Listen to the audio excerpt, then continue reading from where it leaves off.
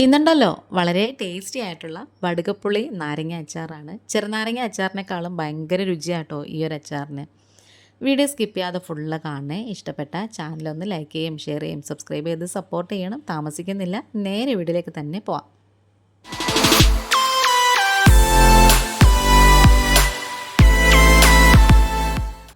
അപ്പോൾ ദേ ഞാനിവിടെ ഇതുപോലെ നന്നായിട്ട് പഴുത്ത വടുകപ്പുളി നാരങ്ങയാണ് എടുത്തേക്കുന്നത്. ഇത് മുഴുവനൊന്ന് കഴുകിയിട്ട് നമുക്ക് ജസ്റ്റ് ഒന്ന് തുടച്ചെടുക്കാം.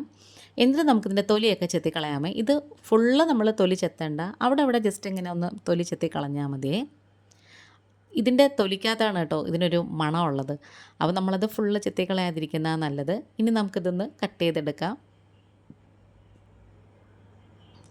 ഇത് കട്ട് ചെയ്യുന്നത് അവരവരുടെ ഇഷ്ടത്തിന് ചെയ്യാമേ.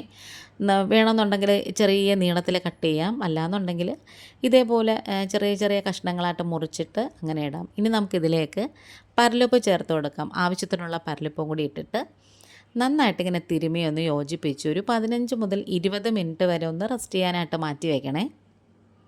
ഇനി നമുക്കുണ്ടല്ലോ ഇതിലേക്ക് ഒരു കൈപ്പിടിയോളം ഈന്തപ്പഴം ഉണ്ടല്ലോ, കുരു കളഞ്ഞിട്ട് അതിങ്ങനെ മുറിച്ചിട്ട് കൊടുക്കാം. ഇത് നമ്മൾ ഇട്ട് കൊടുക്കുന്നത് പഞ്ചസാരയും ശർക്കരയൊക്കെ അവോയ്ഡ് ചെയ്യാൻ വേണ്ടിയിട്ടാണ്. ഇനി നമുക്ക് കടായിലേക്ക് ഒരു 2.5 ടേബിൾ സ്പൂണോളം നല്ലെണ്ണ ഒഴിച്ചു കൊടുക്കാം. അതിലേക്ക് 1 ടീസ്പൂണോളം കടുകിട്ട് പൊട്ടി വരുമ്പോഴത്തേക്ക് ഒരു 2-3 വറ്റൽ മുളകിൻ്റെ കഷ്ണങ്ങൾ ഇട്ട് കൊടുക്കാം. പിന്നെ ഒരു 1/4 ടീസ്പൂണ് മുഴുവൻ ഉലുവ ചേർത്ത് കൊടുക്കാം. ഇതൊക്കെ നന്നായിട്ട് മൊരിഞ്ഞ് മൂത്ത് വരുമ്പം കറിവേപ്പില ഇട്ട് കൊടുക്കാം. പിന്നെ കുറച്ച് ഇഞ്ചിയും വെളുത്തുള്ളിയും ചതച്ചതിരിപ്പുണ്ട്, അതും കൂടി ചേർത്ത് കൊടുക്കാം. ഇങ്ങനെ ചതച്ചതല്ലാന്നുണ്ടെങ്കിൽ നമുക്ക് 1.5 ഇഞ്ച് നീളത്തിലുള്ള ഇഞ്ചിയും ഒരു 10-12 അല്ലി വെളുത്തുള്ളിയും കൂടി ചെറുതായിട്ട് മുറിച്ചിട്ട് അതിട്ട് കൊടുക്കാം. പിന്നെ പച്ചമുളക് ഒരെണ്ണം മതി, ഒരുപാട് ആ ഒരു പച്ചമുളകിൻ്റെ കുത്തൽ വേണ്ട. ഇനി നമുക്കിതിലേക്ക് 1 ടീസ്പൂൺ മഞ്ഞൾപ്പൊടി ഇട്ട് കൊടുക്കാം. ഇനി നമുക്ക് മുളക് പൊടിയാണ് ചേർത്ത് കൊടുക്കേണ്ടത്. അതിപ്പം ഏകദേശം ഒരു 2 ടേബിൾ സ്പൂണോളം എടുത്തിട്ടുണ്ട്. ഇനി ആവശ്യത്തിനുള്ള കായപ്പൊടിയും കൂടി ചേർത്ത് കൊടുക്കാം. ഇതെല്ലാം കൂടി തന്നെ ഈ എണ്ണയ്ക്കകത്ത് കിടന്ന് നന്നായിട്ട് മൊരിഞ്ഞ് വരണം. കായം നമ്മൾ മൂപ്പിച്ച് പൊടിച്ച് എടുക്കത്തില്ലേ, ആ ഒരു ടേസ്റ്റ് കിട്ടണമെങ്കിൽ ഇതുപോലെ നമ്മൾ എണ്ണയ്ക്കകത്ത് മൊരിയിച്ചെടുക്കുമ്പോഴാണ് നല്ലത്. ഇനി നമ്മൾ നേരത്തെ ഉപ്പ് വരട്ടി മാറ്റി വെച്ചിട്ടുണ്ടായിരുന്ന വടുകപ്പുള്ളി നാരങ്ങയും ഈന്തപ്പഴവും കൂടി ഇതിലേക്ക് ഇട്ട് കൊടുത്തിട്ട് നന്നായിട്ടിങ്ങനെ ഒന്ന് യോജിപ്പിച്ചെടുക്കണേ.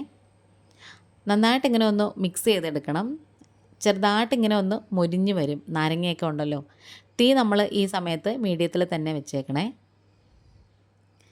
ഇനി കുറച്ച് തിളച്ച വെള്ളമാണ് ഒഴിച്ചു കൊടുക്കുന്നത്.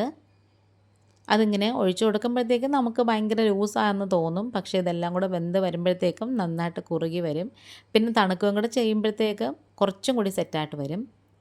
അപ്പോൾ ഉപ്പ് കുറവാണ്, നമ്മൾ അരപ്പൊക്കെ പുരട്ടിയപ്പോഴത്തേക്കും ഉപ്പ് എന്തായാലും കുറഞ്ഞു വരും. പുളിയും കൂടി ഇറങ്ങുമ്പം ഉപ്പ് കുറയും. അപ്പോൾ നമുക്ക് ആവശ്യത്തിനുള്ള ഉപ്പും കൂടി ചേർത്ത് കൊടുക്കാം.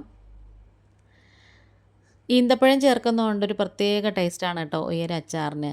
ഒരു 10 മിനിറ്റൊക്കെ നമ്മൾ അടച്ച് വെച്ചിട്ട് വേവിച്ചെടുത്ത് കഴിഞ്ഞപ്പോഴത്തേക്കും തുറന്നു നോക്കിയപ്പം ഈ ഒരു പരുവമായിട്ടുണ്ട്. അച്ചാറൊക്കെ നല്ല സെറ്റായിട്ട് വന്നിട്ടുണ്ട്. വീഡിയോയും വൈൻഡപ്പ് ചെയ്യാറായി. ഇഷ്ടപ്പെട്ടാൽ സപ്പോർട്ട് ചെയ്യണം. ഇന്നിപ്പോൾ ഇത്രയേ ഉള്ളൂ. Thanks for watching.